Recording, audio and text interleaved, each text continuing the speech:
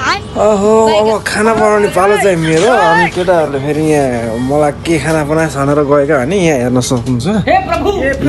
हे हरि राम कृष्ण जगन्नाथ प्रेमानंद राति आउँदा मासु भात पकाएर राखे है थ्याङ्क यू सो मच रे अब केटाहरूले चाहिँ अब त्यस्तो बिजो गरेर खाने अब मासु भात खाने मन गरेर खाने ल ठिकै छ म तिमीलाई मासु भात बनाएर टक्क राखिदिन्छु ल ल केटा तिमीहरूको लागि मैले टक्क यहाँ मासु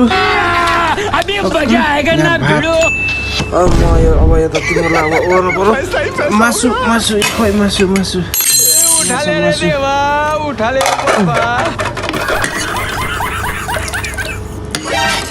यो चाहिँ मासु हो केटा अब खासै मिठो त बनिएन होला नरिसी अब जस्तो जाने हो त्यस्तै बनाएको है यो भात चाहिँ यहाँ तल छ होइन ए मासु चाहिँ अब टक्क यहाँ राखिदिनु पऱ्यो नि तर यो अड्दैन के ल ल ल ल यो पनि टक्क म यहीँ राखिदिन्छु ल केटा मासु यसमा छ अब यहाँ तल फेरि अब यसमा छ भातको भाँडो यो हो बाँकी आफै पढ ल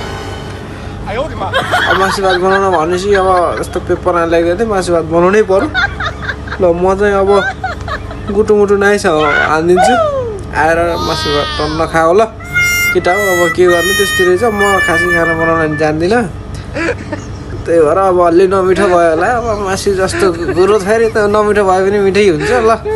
खाएर सुत्यो ल आरामले ल केटा म नि सुत्ने अहिले